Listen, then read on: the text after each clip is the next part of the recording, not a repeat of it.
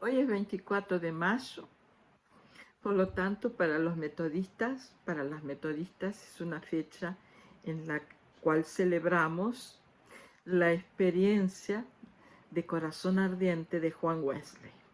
Juan Wesley había buscado durante casi toda su vida sentir a Dios en su corazón. Y ese 24 de mayo de 1738, después de haber estudiado teología, después de haber ido a Estados Unidos en misión, después de haber ido a Alemania a conocer grupos religiosos, después de haber fundado una sociedad metodista el 1 de mayo de ese mismo año en Inglaterra, y todavía no sentía en su corazón el amor de Dios y la seguridad de la salvación a través de Jesucristo.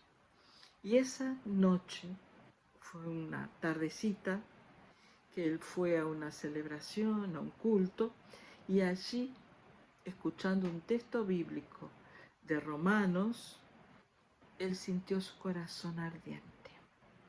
Y eso cambió su forma de actuar, porque dejó de actuar como alguien que actuaba como un cristiano que hacía sermones, daba sermones, cantaba, iba en misión y formaba grupos, para ser una persona que hacía todo eso porque sentía el amor de Dios en el corazón.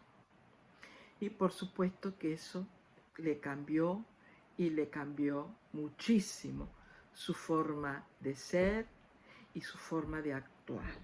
Y desde allí empezó un camino, lo que él llamaba el camino hacia la perfección cristiana, que por supuesto no se llega a la perfección cristiana porque perfecto es Dios, pero empezó con una serie de actitudes, de actos y de formas de hacer las cosas que se empezó a notar, y la gente lo notó, y el movimiento creció y creció mucho.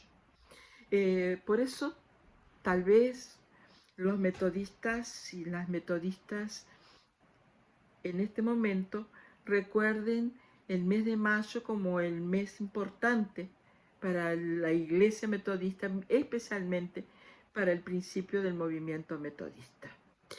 Es importante darse cuenta que no fue solo el corazón ardiente. Eso fue un proceso de búsqueda de alguien que ya tenía en su corazón a Dios, y que fue buscando hasta este momento importante, que muchas veces se dibuja con una llamita, y por eso nuestra cruz tiene una llama representando ese espíritu ardiente, el Espíritu Santo que movió a Juan Wesley hacia todo esto que hizo. Una de las frases más conocidas de Wesley es: el mundo es mi parroquia. Para él, todas las personas eran capaces de oírlo y merecían escuchar las buenas nuevas del Evangelio. Y se empezaron a formar grupos, y grupos grandes que se dividían, grupos de mujeres, grupos de hombres, por diferentes profesiones o por afinidad. Y estos grupos se destacaron porque era importante que en ese grupo las personas tuvieran una fuerte conversión personal, se sintieran seguras y que estuvieran reconociendo a Jesucristo como Señor y Salvador, y que empezaran ese camino de cambiar la forma de vivir, tanto en lo individual como en lo grupal y en lo comunitario. Uno de los otros objetivos que está muy relacionado con este actual es la evangelización, como un objetivo primero, llevar la buena noticia de Jesucristo. Otra de las características de estos grupos era su formación, la cantidad de personas que formaban un grupo, que cuando llegaba a determinado número, algunas de las personas líderes buscaban formar grupos en otros lugares y eso fue lo que multiplicó el movimiento, fue fantástico.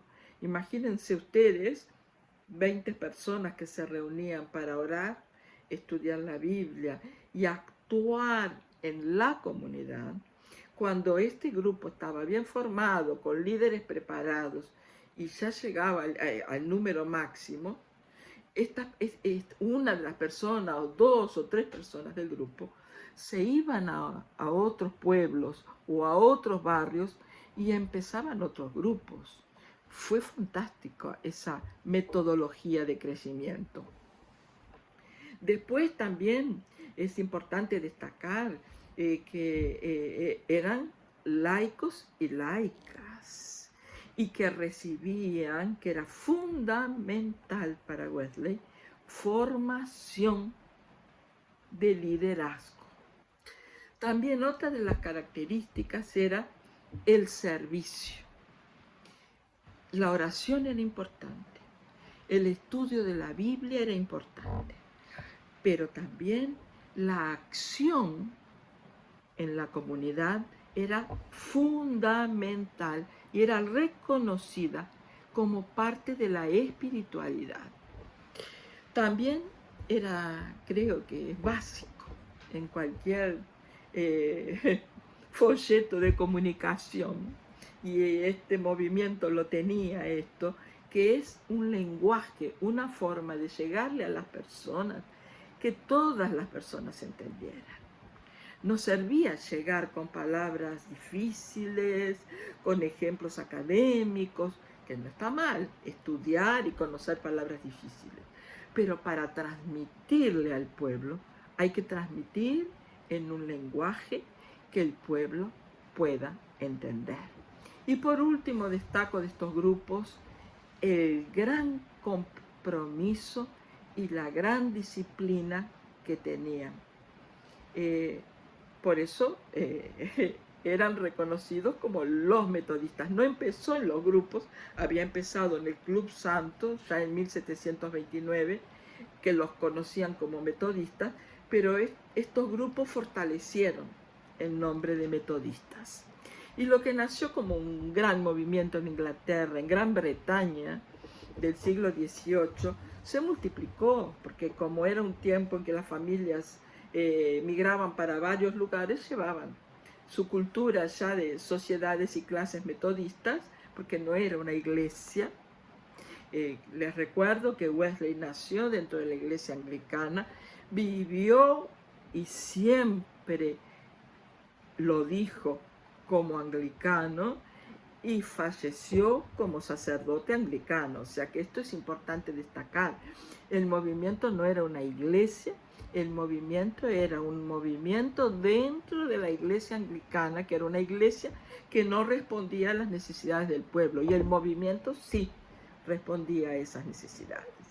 Pero en 1784, un día de Navidad, en una asamblea de los grupos metodistas en Estados Unidos, nació la iglesia metodista. Fue allí que el movimiento metodista se hizo iglesia.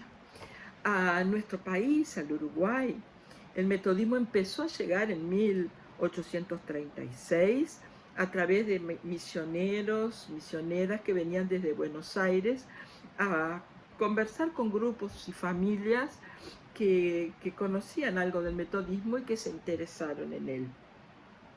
En 1868 empezó un proceso de instalación formal de la Iglesia Metodista Episcopal, que venía del norte de Estados Unidos, en el caso del Río de la Plata, y nos trajo la teología del norte de Estados Unidos.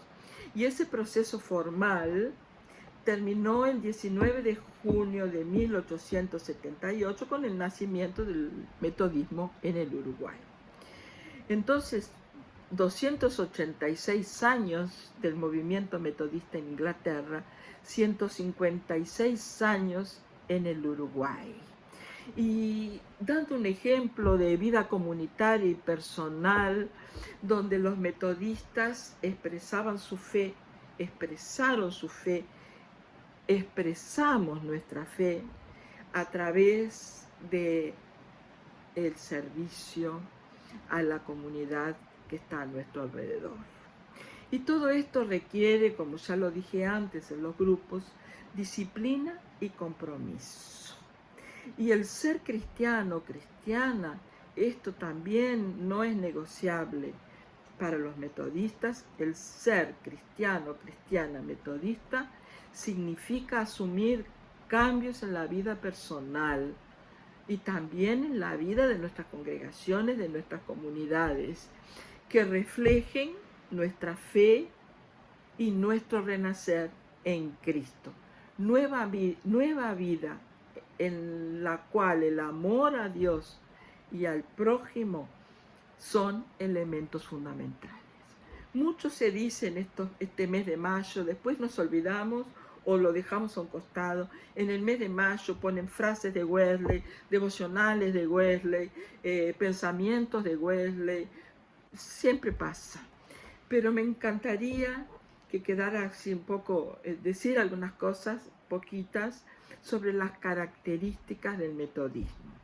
El metodismo tiene esta fuerza de pasión evangelizadora en la proclamación de la buena noticia de Jesucristo. Y es para todos ese anuncio.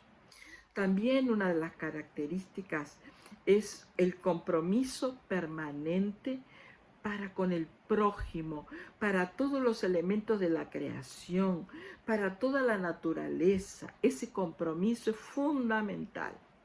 Después, también hay otra cosa que es muy importante, que es el ejercicio de una fe que no debe quedarse en las palabras, que no debe quedarse en que yo diga, bueno, tuve el corazón ardiente y me quedo sentada porque me salvé. No es así. Esto se tiene que ver y no tiene que quedar en las palabras, sino que debe reflejarse en todas aquellas cosas que hacemos. Y traigo las palabras de un plan de vida y misión de la Iglesia Metodista de Brasil en el año 1982, que dice lo siguiente: el metodismo fue y debe ser un cristianismo práctico que tiene como fuente de conocimiento a Dios, a la naturaleza, a la razón, a la tradición, a la experiencia cristiana, a la vivencia de la comunidad de fe, siempre confrontadas por el testimonio bíblico, que es el elemento básico de la revelación divina, interpretada a partir de Cristo. Hace algunos años, si no me equivoco, 2010, unos cuantos años, 14, yo participé de una consulta en Londres con líderes metodistas de muchas partes del mundo, y había una gran preocupación porque las iglesias no crecían, los números iban bajando, las diferentes corrientes dentro de las iglesias metodistas, había mucha confusión con eso, preocupación y confusión entre los líderes metodistas. Y se llegó a algunas conclusiones y a mí me gustaría compartir 2 o 3 que me parece que nos pueden servir a los metodistas de hoy para mirar hacia adelante y proyectar, porque me parece que es fundamental mirar hacia adelante. Yo cuento historia, yo cuento hechos de historia, pero siempre el objetivo es contar la historia para que sirva para el crecimiento hacia el futuro. Entonces, en esa consulta me parece que estas cosas que se concluyeron son importantes. Primero, el reconocimiento de que como cristianas, metodistas, debemos encontrar caminos alternativos frente a las realidades del mundo actual.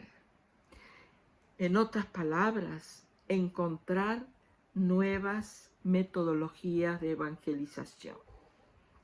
Otro punto, la necesidad de recuperar, y esto a mí me parece casi que diría fundamental, recuperar la dinámica de movimiento en una iglesia metodista que desea crecer en un mundo cambiante y en crisis. ¿Por qué dijimos esto?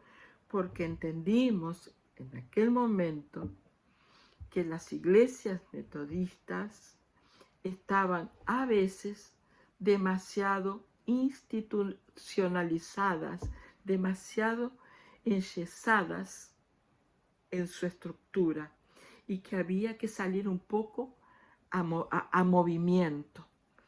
Me parece fundamental esto. Y otra énfasis que dimos esos días, fue vivir en unidad a través de la conexionalidad, estableciendo vínculos que consideren diferencias culturales y teológicas, desde que no afecten el centro del mensaje cristiano. Pero el respeto entre los diferentes y crear vínculos entre diferentes y darnos el hombro y apoyarnos es básico. Después, hacer del mundo nuestra parroquia, no mi parroquia. Mi parroquia puede ser, pero lo más importante es dejar de ser individualistas y pasar a pensar en nuestra parroquia como una acción de la comunidad de fe. Y por último, algo básico, penúltimo, reconocer el mandamiento del amor, que es básico, y la importancia de darle vida a ese amor en cada congregación metodista hoy. Y por último, buscar cada vez más que cada congregación se comprometa y se esfuerce para ejercer una verdadera mayordomía de los dones personales y comunitarios, como también de los recursos financieros y patrimoniales. Por supuesto que todo esto nos invita a mirarnos y hacernos una pregunta: ¿cómo ser iglesia metodista en el Uruguay de 2024? Fiel a la misión de Dios, aceptando la realidad de cambio contextual y social y reconociendo que hay que pensar con cuidado en el futuro. Que Dios nos bendiga en esta tarea, que nos ilumine, nos guíe, nos acompañe y que nos bendiga. Amén.